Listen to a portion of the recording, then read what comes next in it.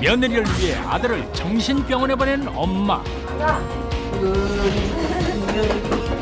우즈벡에서 온 미녀의 파란만장한 결혼 이야기. 아들 며느리를 위한 유자 씨의 결정. 그 속은 오죽하겠습니까? 자밀라 역시 같은 마음이겠죠. 그렇게 장우 씨가 정신병원에 입원한 지 일주일이 지났을 무렵 자밀라의 생활도 조금 달라졌습니다. 어디 중요한 약속이라도 있는지 한껏 차려입은 모습이 참 낯설어 보이는데요. 어머니, 너그 모르세요? 너 어디 가냐? 어머님 몰라도 돼.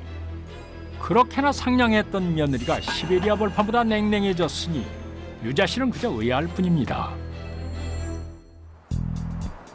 시어머니에게 찬바람을 날리며 외출한 자밀라. 누굴 만나려는 걸까요? 오래 기다렸어요? 자밀라가 손을 내민 사람은 석준 씨였습니다.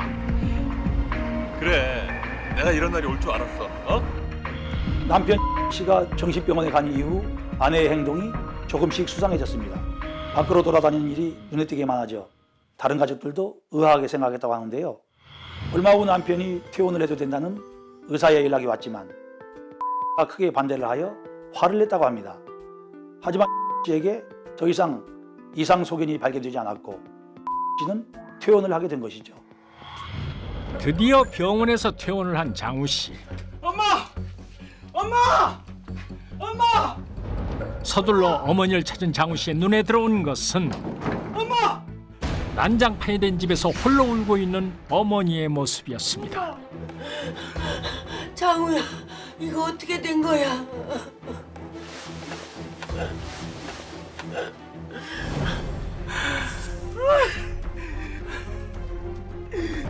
내가 이럴 줄 알았어. 정말 미치겠네. 얘가 오죽했으면 너 태어난다는 소리 듣고 도망갔겠냐? 응? 다 너 때문이야. 다 너 때문이라고. 온 집안의 돈을 다 들고 도망을 간 아내. 석준 씨와의 바람도 눈 감아 주었건만 돌아오는 것 더 큰 배신뿐이었습니다. 그렇게 자밀라가 떠나고 며칠 뒤 알았어. 내 지금 가고 있어. 마음을 추스리며 지냈던 유자 씨가 작은 인기척에 뒤를 돌아보는데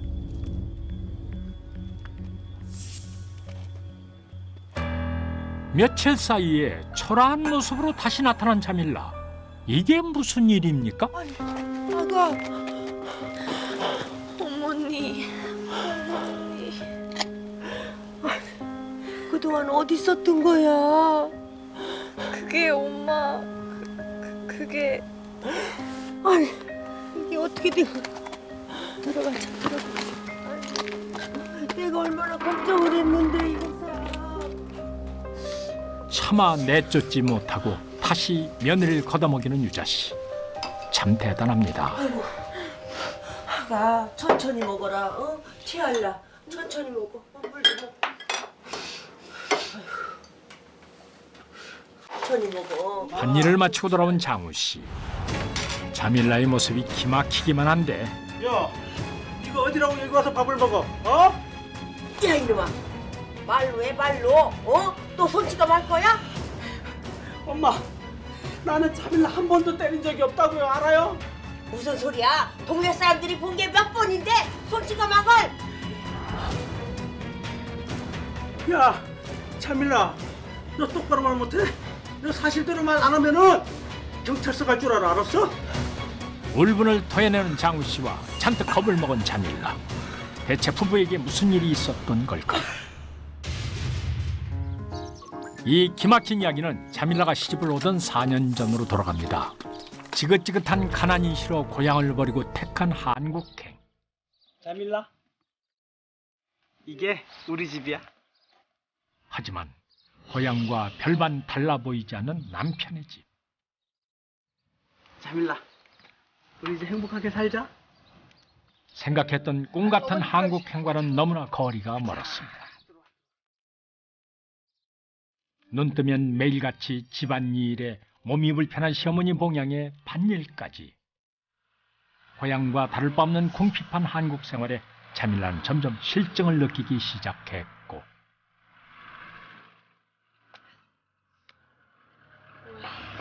떠갔어.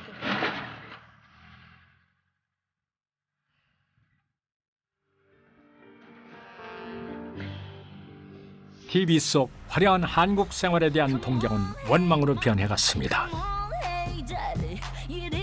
그때 자밀라가 평소 선망했던 한국어 선생님 윤경 씨 부부가 찾아옵니다.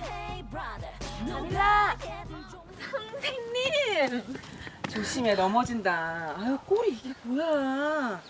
아유, 시집 온 지가 언젠데 아직도 이런 고생을 해? 여기 남편 차석준이야, 변호사야. 안녕하세요. 얘기 많이 들었습니다. 시골에서 어렵게 사신다고? 우리가 자밀라 좀 도와줄까? 왜? 우리 말만 잘 들어. 부부는 그에게 위제를 받고 한국에서 부자로 살게 해준다며 주사가 심한 장호 씨를 이용하기로 했습니다. 형님. 자밀라, 나 좀 봐.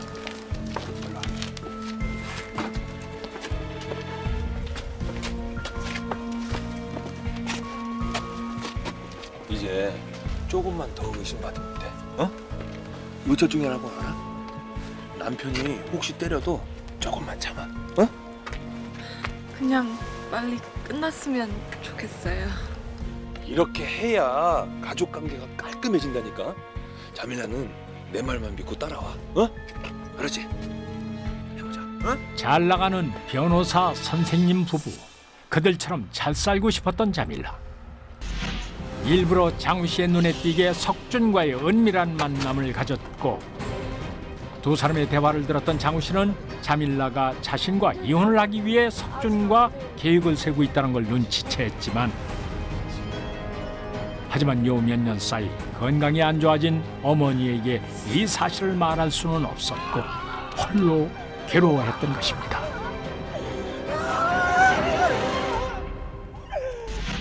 장우 씨를 엮은 세 사람은 이제 확실한 물증을 만들기로 계획을 세웁니다. 이 정도면 남편한테 얻어맞은 것처럼 보이지 않아? 좋지. 그치? 자밀라, 어제 시어머니한테 병원 동의서 받았어? 네, 이제 병원 전화하면 돼요. 좋아. 일단 병원에만 들어가면은 빼도 박도 못하고 무조건 이혼할 수 있어.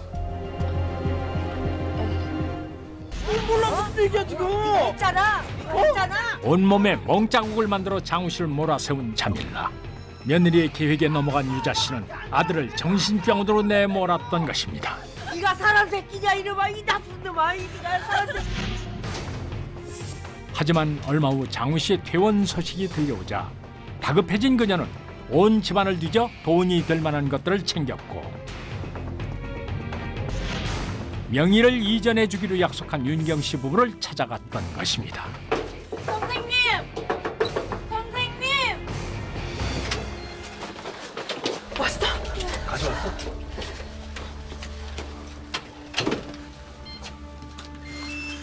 이거 집에 있는 돈 다 가져온 거예요. 근데 저 이제 어떻게 해야 돼요? 고생했어. 여기서 있어. 네 남편 병원 상태 알아보고 꼭 올 테니까. 알았지? 여기 꼭 기다려. 어? 자신과는 다르게 잘 나가는 삶을 살고 있는 윤경 씨 부부를 부러워했던 자밀라. 돈을 챙겨 그들처럼 살고 싶었던 자밀라의 꿈은 싸늘한 밤처럼 식어가고 있었습니다. 남편을 정신병원에 보내 이혼을 시켜준다며 변호사를 사칭하고 거짓으로 이혼 소송에 필요한 수수료를 요구한 언니 부부에게 아무런 의심 없이 돈을 건네주었습니다.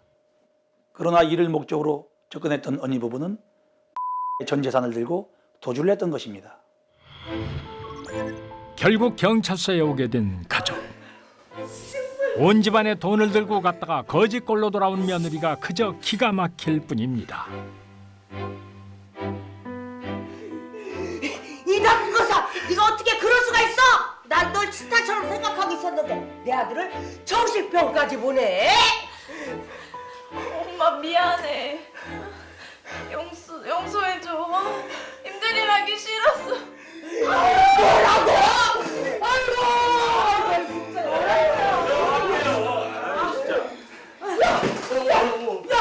니들한테 나한테 진짜 니들이 남의 가족 받다니까 좋아. 아이고 놔! 나는요 돈 없고 백 없는 불쌍한 여성 구제해 주는 죄밖에 없다니까요. 아이 저기 조용하세요. 당신 변호사 아니었어? 나쁘니까 내 손 내놔.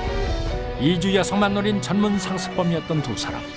법원은 변호사 자격도 없이 사물을 대행해 수임 비용을 챙긴 석준에게 징역 1년 6월, 윤경에게 벌금과 집행유예를 선고했습니다. 다른 삶을 동경했던 여인은 결국 소중한 울타리였던 가족을 잃고 말았습니다. 자밀라에게는 지긋지긋한 삶이었겠지만 누군가에겐 그녀의 삶 역시 꿈같이 부러운 삶이라는 걸 그녀는 몰랐나 봅니다.